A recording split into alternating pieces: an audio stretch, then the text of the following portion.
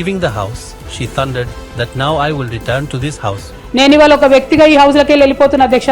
కానీ నేను ఒక శక్తిగా ఫ్యూచర్లో చట్టసభలకు తిరిగి వస్తా అధ్యక్ష.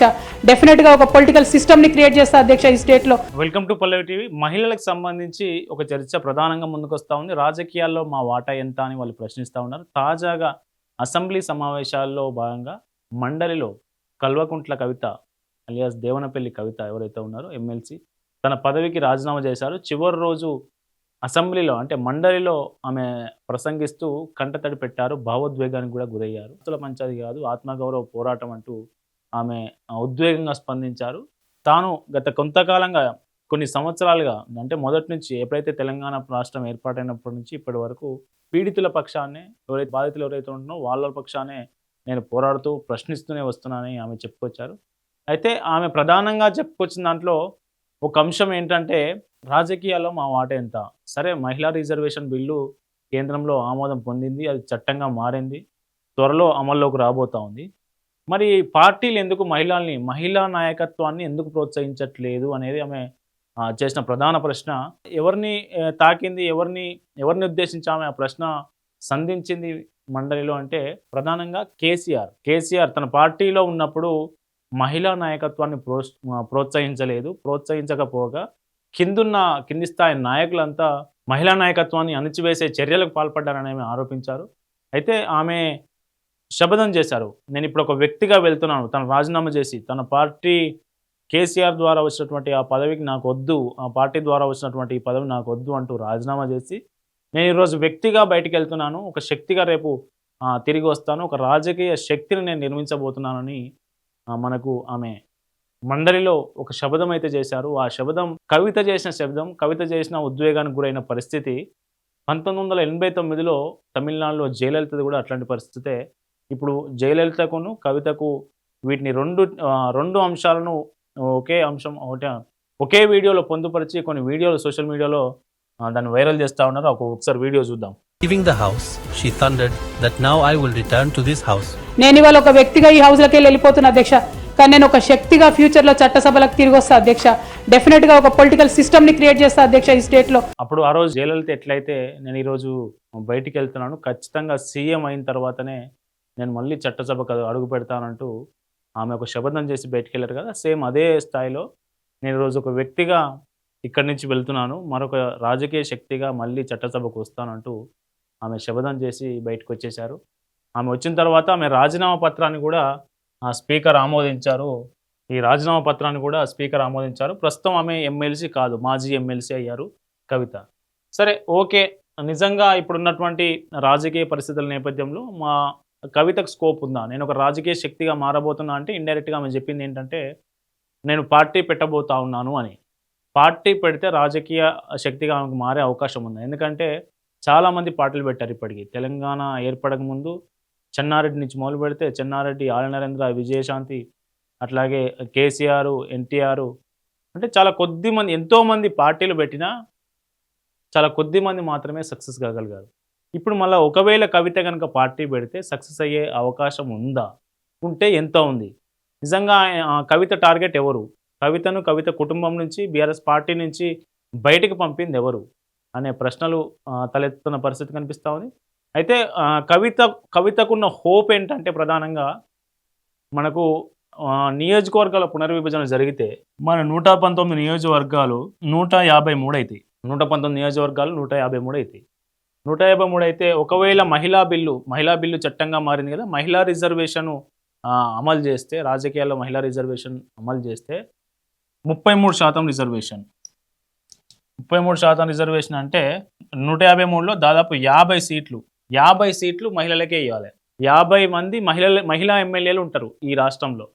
నెక్స్ట్ జరిగే ఎన్నికల్లో 50 మంది మహిళలు ఉంటారు. కాబట్టి 50 మంది మహిళలు ప్రభుత్వ ఏర్పాటులో కీలక నిర్ణయాత్మక శక్తిగా మారబోతున్నారు. కాబట్టి మహిళా నాయకత్వాన్ని ప్రోత్సహించడం, మహిళల్ని చట్టసభకు తీసుకెళ్లడంపై కవిత కనుక దృష్టి సారిస్తే ఖచ్చితంగా ఆమెకున్న హోప్ కూడా ఇదే. ఎందుకంటే నేను ఒకరోజు నేను ఫ్యూచర్లో అవకాశం వస్తే నేను కూడా సీఎం అయితే అప్పుడు చెప్తాను. ఈ మధ్యలో ఒక ప్రెస్ మీట్లో మాట్లాడుతూ ఆమె చెప్పారు, కాబట్టి సీఎం అయ్యే అవకాశాలు కూడా లేకపోలేదు. ఎందుకు లేకపోలేదు అంటే కవిత పెట్టబోయే పార్టీలో మహిళలకు ప్రాతినిధ్యం ఎక్కువ ఉండి 50 మంది 50 సీట్లు 50కి సరే 40 సీట్లు వచ్చినా 40 సీట్లు వచ్చినా ఆ 40 మంది ఎమ్మెల్యేలు ప్రభుత్వ ఏర్పాటులో నిర్ణయాత్మక శక్తిగా మారితే ఖచ్చితంగా వీళ్ళే కింగ్ మేకర్స్ కావచ్చు. కాబట్టి మహిళలకు ఫ్యూచర్లో రాబోయే ఏదైతే అమలు కాబోయే మహిళా రిజర్వేషన్ బిల్లు ఉందో చట్టసభల్లో ఆ బిల్లు ఖచ్చితంగా అమలైతే 50 మంది మహిళా ఎమ్మెల్యేలు ఈ రాష్ట్రంలో రాబోతారు. కాబట్టి కవితకు అక్కడ మహిళా యాంగిల్లో మహిళలకు రాజకీయాల ప్రాతినిధ్యం యాంగిల్లో కవితకు అక్కడ స్కోప్ ఉందని చెప్పవచ్చు. ఇక అక్కడ కాకుండా మిగిలిన కాంటెక్స్ట్ కనుక మనకు పరిశీలిస్తే మామూలుగా ఇప్పుడున్న రాజకీయాలతో పోలిస్తే పార్టీ పెట్టుడు, ఆ పార్టీ నిలబడు, పార్టీ పోటీ చేసుడు, ఎన్నికల్లో గెలుపొందుడు ఇట్లాంటి పెద్ద టాస్క్లు. ప్రజల్లో ఆమెకు విశ్వాసం పెరిగిందా తగ్గిందా అనేది చూస్తే కూడా ఇవన్నీ అంశాలు ఇవన్నీ పారామీటర్స్ ఆమె రాజకీయాలని ప్రభావితం చేస్తాయి. కాబట్టి ఆమె ఇంకా ప్రజల్లోకి వెళ్ళి విస్తృతంగా పనిచేయాల్సిన అవసరం ఉంది. దాదాపు ఇంకా 3 సంవత్సరాలు సమయం ఉంది. కాబట్టి ఈ 3 సంవత్సరాలు క్షేత్రస్థాయిలో సమస్యల మీద పోరాడుతుంటే ప్రజల మద్దతు కూడగట్టుడు, ప్రజల మద్దతు పెరుగుతూ ఉంటే ఖచ్చితంగా ఆమెకు రాజకీయాల్లో నిలదొక్కునే అవకాశం అయితే వస్తుంది. కానీ బీఆర్ఎస్ పార్టీ కవిత వల్ల బీఆర్ఎస్ పార్టీకి ఖచ్చితంగా బీఆర్ఎస్ పార్టీలో ఉన్న కీలక నాయకులకు నష్టం జరుగుతుందని చెప్పవచ్చు. మొన్న power point presentation Krishna Godavari జలాలకు సంబంధించినటువంటి అలొకేషన్స్ ఇష్యూస్ ఏవైతే ఉన్నాయో ఆ ఇష్యూస్లో ప్రధానంగా కృష్ణా జలాల్లో పవర్ పాయింట్ ప్రజెంటేషన్ జరిగింది. అసెంబ్లీలో మంత్రి ఉత్తమ్ కుమార్ రెడ్డి గారు ఇచ్చారు. అట్లాగే తెలంగాణ భవన్లో హరీష్ రావు ఇచ్చారు. తెలంగాణ భవన్లో హరీష్ రావు ఇచ్చినటువంటి పవర్ పాయింట్ ప్రజెంటేషన్ మీద కవిత ప్రెస్ మీట్ పెట్టి బీఆర్ఎస్ చేసినటువంటి తప్పులు, బీఆర్ఎస్ మంత్రిగా హరీష్ రావు చేసినటువంటి తప్పులను పదే పదే ఎత్తి చూపారో మనకు ఆ వీడియో కూడా ఉంది. దాన్ని ఏం చేసిండు హరీష్ రావు గారు 2016లో 3% కృష్ణానదిలో నీళ్లు తగ్గిస్తూ 34% తెలంగాణకు 66% ఆంధ్రాకు అని చెప్పి ఒప్పందం మీద సంతకం పెట్టి, అది కరెక్టా కాదా హరీష్ రావు గారు? మీరు జవాబు చెప్పాలి. నా విఘ్నతకే వదిలేస్తున్నాం అంటే మాత్రం తెలంగాణ ప్రజలు కూడా వారి విఘ్నతను ప్రదర్శిస్తారు. అట్లా కాదు, ఇది కరెక్టా కాదా? ఇది ప్రజెంటేషన్లో మీరు ఆన్సర్ చెప్పి ప్రజెంటేషన్ ఇచ్చుకోండి. రెండవది, అసలు జూరాల సోర్స్ పాయింట్ తీసి మీరు శ్రీశైలంకి ఎందుకు మార్చడానికి కలిగినటువంటి సాంకేతిక కారణం ఏంది?